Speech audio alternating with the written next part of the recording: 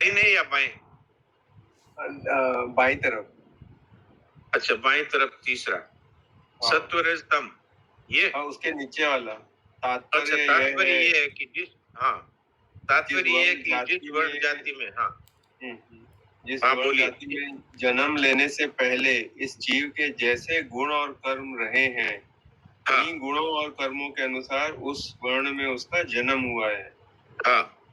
तो इससे मतलब ये लग रहा है कि जैसे गुण और कर्म हमने ही पसंद किए हैं पिछले जन्मों में, और उसके कारण जो भी है हमारी स्थिति आज की। हाँ, ये तो भगवान ने ये बात कही है साफ कि चातुर्वर्ण्यम मया सृष्टम गुण कर्म विभागशः। भगवान ने उसके पूर्व जन्मों में जैसे उसके गुण रहे हैं, जैसे उसके कर्म रहे हैं, उसके अनुसार उसको इस वर्ण में यहाँ पर भेजा है। तो भगवान के चयन में तो गलती हो नहीं सकती। हमने जिस तरह से कार्य किए हैं, कर्म किए हैं, जैसा हमने स्वभाव बनाया है, भगवान से ज्यादा कौन जानता है उसको। तो उन्होंने उस न्याय पूर्वक उसको उस वर्ण में भेज दिया। जी डॉक्टर साहब प्रणाम। प्रणाम। ये 47 की परिशिष्ट भाव की अंतिम लाइन में थोड़ा क्लियर कर दीजिए।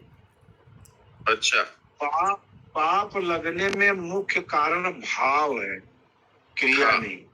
हाँ, थोड़ा सा भाव के बारे में। अब बात तो ठीक है। आप देखिए, अर्जुन है, वो तो सुबह से शाम तक गले ही काट रहा था सबका। तो क्रिया तो साफ दिख रही थी कि मतलब लोगों का खून बहा रहा है, लोगों की हत्या कर रहा है। लेकिन उसका भाव भगवान ने क्या कहा?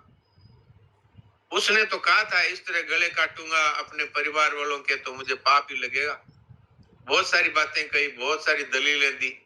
भगवान ने उसको ऐसी बात कह दी कि तेरे को पाप लगेगा ही नहीं, और अगर तू युद्ध नहीं करेगा तो तेरे को पाप लगेगा। बात क्या कही? सुख दुखे तमे कृत्वा लाभा लाभो जया जयो ततो युद्धाय युजस्व नैवम पापमवाप्स्यसि। तू राग द्वेष को छोड़ करके सुख दुख लाभ हानि जय पराजय को समान समझकर था केवल कर्तव्य की दृष्टि से समता में स्थित होकर के युद्ध कर, तेरे को पाप नहीं लगेगा। तो वास्तव में भाव है कि मुझे तो भगवद आज्ञा का पालन करते हुए अपने वर्ण धर्म के अनुसार कर्तव्य का पालन करना है, ये भाव रखता है। न कि राग द्वेष का भाव है, वे राजा बन जाऊंगा तो भोग भोगूंगा, ये कोई भाव नहीं है।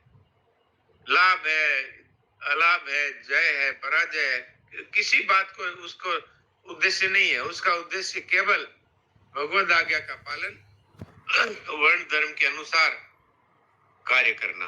तो इसमें क्रिया है वो महत्वपूर्ण नहीं है।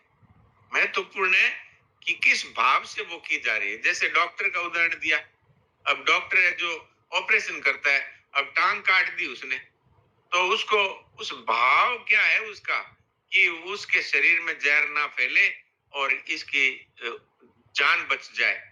तो उसको टांग काटने रूपी क्रिया से उसको कोई पाप नहीं लगेगा। भाव क्या है डॉक्टर का, ये बात इस तरह स्पष्ट हो जाती है। जी जी ठीक है, बिल्कुल ठीक है।